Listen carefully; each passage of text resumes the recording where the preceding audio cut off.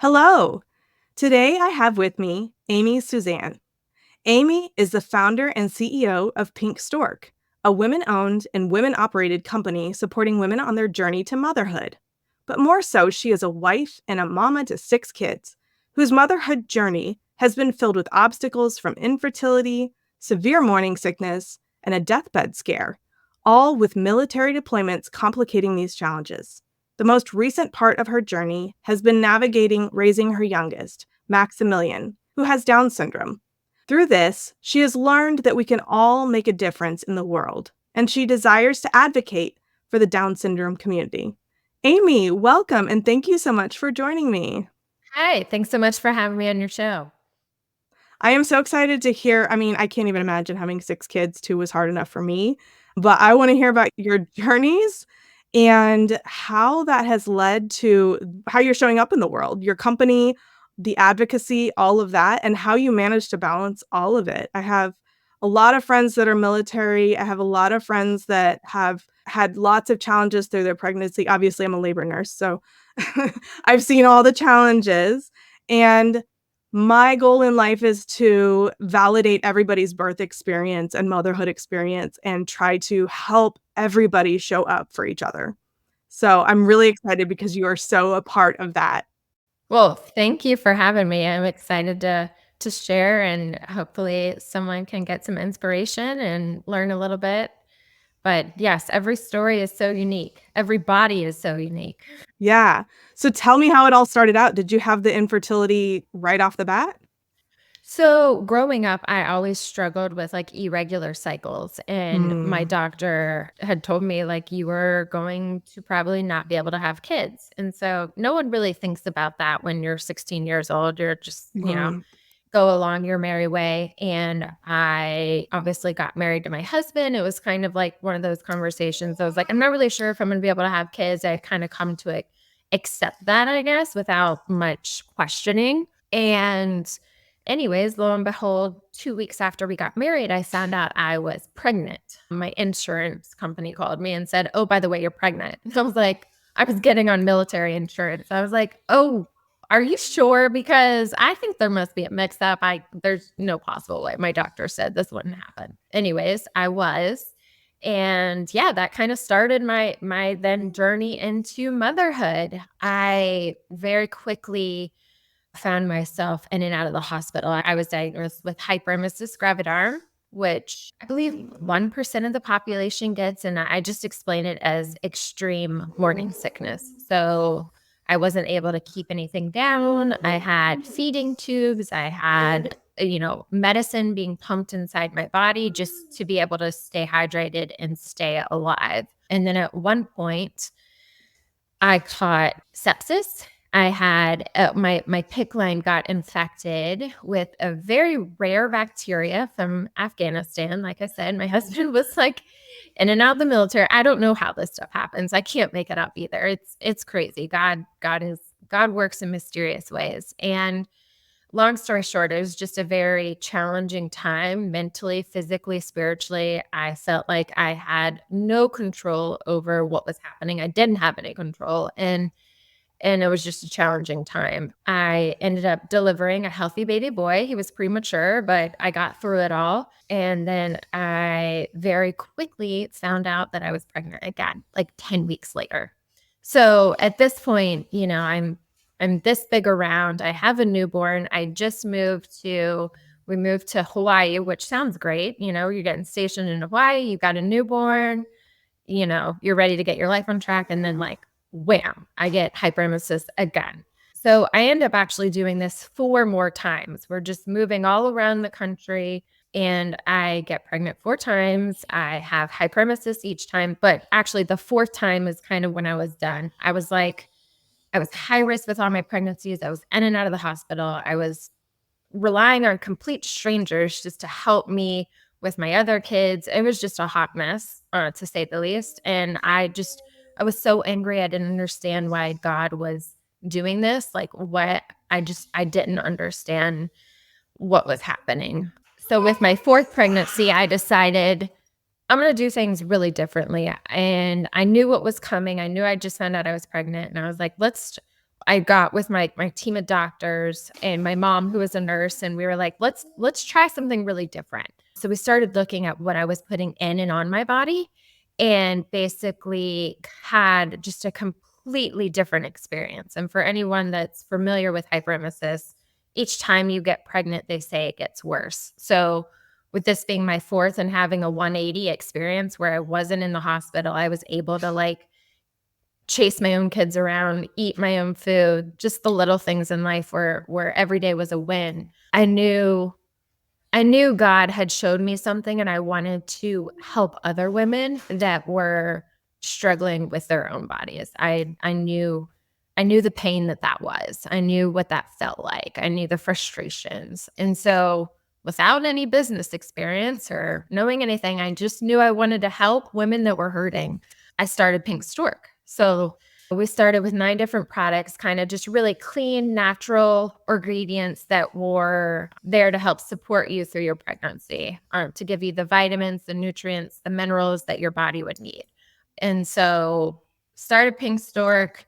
And then I'm trying to think how I kind of marry all this together. Work and family just kind of mesh. It's all one for me. It doesn't really get separated. But I had Gloria, 5th pregnancy, again, used kind of the Pink Stork regime, and another amazing experience. When I say amazing, I mean, I'm not in the hospital. I'm still, I do get some morning sickness, but it's not the extreme that I had another healthy baby girl. And then a few years later, I have Maximilian, and he is a healthy baby boy.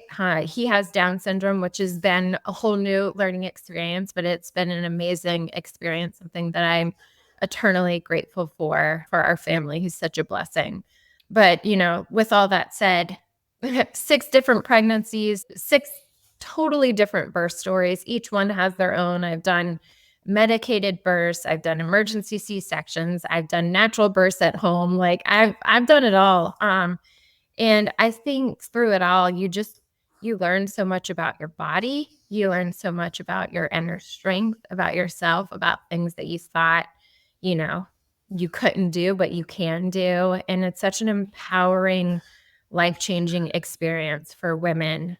It's hard to plan for. I mean, I always think it's like, you hear women talking about their birth plans and how they want to do things. And, at least for me, it's usually the complete opposite of what I think I wanted. I know with Maximilian, my last one, which is just the one that comes to mind, I really wanted a water birth. Like that's one thing I haven't experienced was the water birth. And I was like, oh, I'll do a water birth. This will be so fun. No, it was an emergency C-section in the middle of the night. Like not at all what I had planned, buddy. Like breached. Come on. We know how to do this. So I just think it's, learning to give yourself a lot of grace, learning to prepare the best that you can, but ultimately having an open mind to trust your body, to trust your instincts. And for me, that's kind of what I found has been just so I never thought that you would be able to experience something so transformative as giving birth, and how empowering that is as a woman. So I say all that now, I look at kind of what Pink Stork has done as well. And a lot of it has been through my own personal experiences, starting with helping women with morning sickness, helping women with infertility, helping women prepare their bodies for the labor and delivery process, as well as recovering from that labor and delivery process, and then into like the nursing and breastfeeding journey that can be super challenging on top of everything else that your body just went through. So, I think it's having a love of learning and an open mind for things to come, and now, really learning a lot about like Down syndrome and what that means for Maximilian and what that means for vitamin deficiencies as well. And it all, I think, just comes back to I think God has a plan for everyone, and that plan is not always anything that we can think of. But I'm a big believer in having faith in God's plan and trusting Him for your life. And I hope to be, I don't always get it right or do it right, but I hope people can look and see my story and see him and his grace in my life and with the women's lives that we've been able to touch through Pink Stork. Yeah, I agree. And I don't know about that not doing it right. I think those are all lessons that are put in our path for a reason. So, Yes, that is true. Sometimes him and I just have some conversations. yes. It's like, okay, this is a challenge and I'm going to learn from this obstacle and move forward and be better for it. Definitely. That is also wonderful. Can you talk about some of the products that helped you? Like, I'm fascinated Right. by finding products that actually help with pregnancies that are easier on the system and don't involve uprooting your life to go to the hospital to get IV fluids and medications and all that. Right. Yeah. I think, I always say sometimes the simplest solution is the best solution. So when you think about your pregnancy and your body is obviously doing a lot of work. And so making sure you have the right vitamins and minerals in your body to be able to support all the work that it's doing, I think is just kind of like the foundational layer. So, we're really, that's what our prenatals are for. That's what prenatals are for. And then any deficiencies that you might have within your body, I'm a big advocate of, getting your blood work and seeing, are you deficient in iron even before your pregnancy? I think like testing your levels to see kind of where you're maybe deficient in some nutrients and building it up. Do you need iron? Do you need folate? Like where everybody is different. Magnesium, women are, I think like 80% of women are just completely deficient in magnesium. So that's kind of like a baseline. And then I think, we offer herbs as well. So our teas have a lot of herbs, and these herbs have been used for centuries to help women's body. Like I said, the simple things, like this isn't rocket science here. It's using herbs that have been studied and used for centuries for women's bodies to be able to help with their fertility or their preparation for labor. Red raspberry leaf tea is a great example of that. So, toning that uterus. Your uterus is a muscle to really help strengthen that uterus before pregnancy and also after pregnancy. Again, that muscle has to go back down and tighten up, and things need to go back in its, I guess, proper spot. So making sure your uterus is really toned is really important as well. Again, herbs for lactation. Like, I'm not saying anything that I'm sure, your listeners don't already know. I just think we at Pink Stork focus on bringing it all together, which is what I wanted when I was pregnant and when I was searching. There wasn't a brand or a company that you could trust that was just for women. We call it FPPN, fertility, pregnancy, postpartum, and nursing. That was just for this season of life because it is so important and transformative. And you want to make sure you're putting in safe, natural, great ingredients during this season of life. Yeah, I think that's so important. I just remember, I mean, just off the top of my head, the things that I needed something to help with the nausea, first of all. Hey, buddy. Sorry, he's like needs to Cutie. nurse right now. No, that's fine. I just think that, oh gosh, it was a game changer. Like you were saying, the magnesium. Mm-hmm. I had kind of preterm labor. They put me on Procardia, Oh, which wow. is a blood pressure medication. And as soon as I took it, I was like, okay, first of all, my baseline blood pressure during pregnancy was like 80 over 40. Oh, Crazy wow. low. So then to put me on a blood pressure medication to prevent preterm labor, just it didn't feel right to me. And I had a magnesium supplement. And so I was like, maybe let me try this. Right. And it stopped the preterm labor. That's wild, isn't it? But the thing is, the reason that I thought of it is because obviously I'm a labor nurse. So when people come in, at times they will put them on magnesium for preterm labor. Um, Interesting. yeah, but it's like IV magnesium. And I was like, I Right. wonder if like just a oral magnesium would help. And it really did.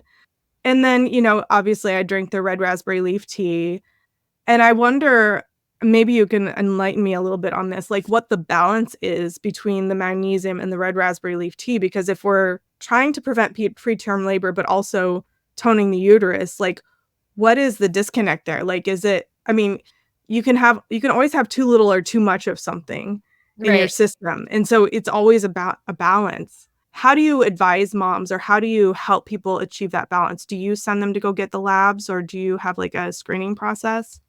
No, no, we don't. I mean, a lot of what we do is there's certain seasons, right? So, like your Hmm. third trimester is when you want to start taking your red raspberry leaf, and we have Hmm. recommended dosage on there where we've done tests. And so, I think though, with the vitamins, like that's kind of hard for us to be able, we're not your doctors. So, Right. if you're needing folate levels and trying to get to a certain level, or magnesium levels or whatever, you need to work that out with your doctor. Hmm. But for the most part, a lot of vitamins that you take, your body will get rid of the excess as well. Yes. So, and you're also needing excess when you're in pregnancy because your body is Hmm. doing so much extra work. So it needs that support. But we don't do any consulting as to like Okay. blood levels and things like that. Yeah. So then you were talking about the folate. What kind of folate are you using? We use the methylfolate. So Amazing. yeah, yeah. So you need, and again, that's like another thing. Some people come and they don't even realize that they're have this, what is it, MT? MTHFR. Yes, that deficiency to where their body can absorb folate properly. So Right. a lot of it, again, it's a learning experience. It's educating yourself. It's learning your body. Like this is just that season of life to have that open mind. And I think a lot of women are transformed during the season of life for this reason. Yeah, absolutely. And then tell me about your prenatals. Like how I know I could not take Right. prenatal vitamins. I had to get those gummies on Amazon. Yeah. Yeah, definitely. Well, we offer gummies, we offer liquid, we offer capsules. So it's, the first few months I couldn't take a prenatal either Hmm. because I couldn't take anything. I was lucky to get water down. So Right. I think you just kind of have to do what you can Hmm. during that season of life. That's my opinion. Is can you stomach, drinking a little? If you can't stomach taking a pill, maybe, you try the gummy version. So it's just at Pink Stork, we like to offer a variety of options. That way you can figure out what's best for you and your body. Yeah, I love that. That's amazing. Mhm. And then hyperemesis. Okay, I am so curious what you guys do to help with that and Oh how my how goodness. that process works. What did you find out? Because you talked about you had to do some research and stuff like that. Can you tell me about that process? Yeah, hyperemesis is wild. So what we came to the conclusion of was bacteria in the gut. So this gut bacteria, forgetting its medical name right now, having one of those brain moments. It'll come to me like in my sleep tonight. H. pylori. There it is. H. pylori. Ooh. So linking the H. pylori in the gut to the hyperemesis. So if you can basically have a really healthy gut, that would help with hyperemesis or your morning sickness levels. So what we would did is taking one of our supplements. It's called monolaurin, which would help eradicate the H. pylori in the gut. And when you have H. pylori, when you're pregnant, you can't take, they put you usually on an antibiotic to get rid of it, and you can't take this antibiotic. It's not recommended for pregnancy. So trying to eliminate the H. pylori in my gut was what we were trying to do in the beginning. But then not only eliminating the bad bacteria, but then putting in good bacteria. So putting in probiotics to get your gut back on, in healthy realm. So that's really kind of the theory that we take with hyperemesis, or even, with some morning sicknesses that are more extreme, is like, what does your diet look like? What does your gut look like? What can we do to eradicate bad bacteria in your gut? And what can we do to put in some good bacteria in your gut? And it's hard to do that when you're nauseous and throwing up and sick or can't stomach anything. But that's kind of the protocol that we recommend for women. So we have we have probiotics for literally fertility, pregnancy, postpartum, and nursing, because it's so important for each season of life, but definitely during that morning sickness or hyperemesis stage. That's amazing because I just feel like you need I mean, you have a different gut during each Right. So you need stage. different strands to be able to put into your body. And with H. pylori is really interesting. It builds a protective film around the Mhm. bacteria. And so getting to that film, like being able to get to that bacteria and eat away that film is really Mhm. important, because then your natural, immune system can eradicate the bacteria. But because of that film, it's so hard for your natural immune system to get into that GI tract and eradicate the bacteria. Yeah, that's incredible. Yeah. Because they're not looking at a woman's gut bacteria during fertility, pregnancy, learning about H. pylori. It's just so fascinating. And that the medical community has such a difficult time eradicating it because they don't adopt options that aren't antibiotics or Right. that aren't drugs, Right. essentially, Right. and they're starting to get on board with some of the probiotics, but what drives me nuts is that they're not looking at the strain of probiotic. They're going for quantity over quality, right? So they have these concoctions of like 50 million Exactly. units, and they're saying that this is what you need. And we all know that in life, it's not about too much of one thing.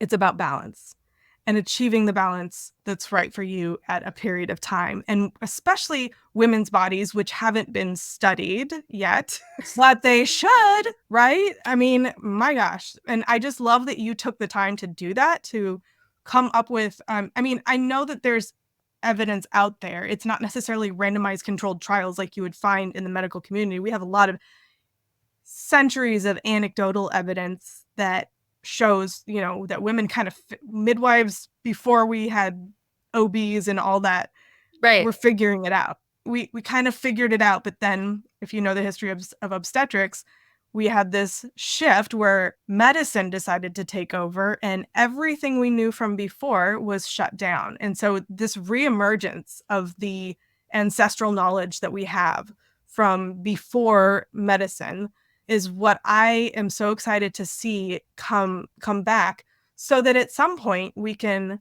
bring the two together. Like, Right. let's not have these silos. Let's bring it together. Let's work together. Let's study women's bodies. Let's make it work. Like, we don't, Right. it's not it's Yeah, not a it's not war. us versus them, or like you Right. need both. Like there's a You time and a do. place for both. So Yeah. balance, right? Exactly. Yes. I love that you're doing that. That's so amazing. Was there anything else that you wanted to talk about? No, I mean, I feel like it might be short and sweet, but I feel like you've hit everything. Thank Okay, you. so this is something that I ask everyone at the end of each podcast, because I feel like you were saying, pregnancy and motherhood is such a transformative journey with so many challenges and obstacles, and it can feel like a time that is very isolating and lonely. So I like to have this reflective moment where, if you could just imagine going back in time and talking to yourself at any point or at multiple points during this process to make yourself feel less alone and less isolated and Mhm. more hopeful, what would you want to go back and tell yourself? Like, where would you go in time and what would you want to tell yourself? I'd probably go to the very beginning, like that first pregnancy when I was literally in the hospital by myself for weeks on end, questioning everything and really angry and confused, and just probably tell myself to calm down and start trusting the process. I thought I knew Mhm. my body, but I had no idea what my body was doing. And I would probably say, just tell myself, like, calm down. There's a plan here. You're just at the start of it. It'll unravel the way it's supposed to. Yeah, this is the beginning of your journey. Yes, Hang this is on. the beginning. Hold on. You got a wild ride and it's pretty amazing. That's Yes. awesome. Yeah. I mean, I feel like that's relevant for all moms, right? We just kind of like get into this beginning stages of motherhood and you're like, "Oh my God, what have I done?" But it becomes so expansive. And Mhm. you're like, "Wow. Yeah, I had exactly. no idea." Mhm. I love that so much. Well, tell me how to send my viewers to your products. Oh, thank you. We're on Amazon, which everyone Mhm. I know knows and loves. Our website's at pinkstork.com. We're in Target and Walmart as well. Awesome. That is so amazing. I'm so excited. Well, Amy, thank you so much for joining me. I love what you've done with how you've turned your obstacles into opportunities and made your passion helping moms. So Well, I love thank meeting you. people in the field just like this that want to get out there and help all their mamas. Yes, definitely. Thank you.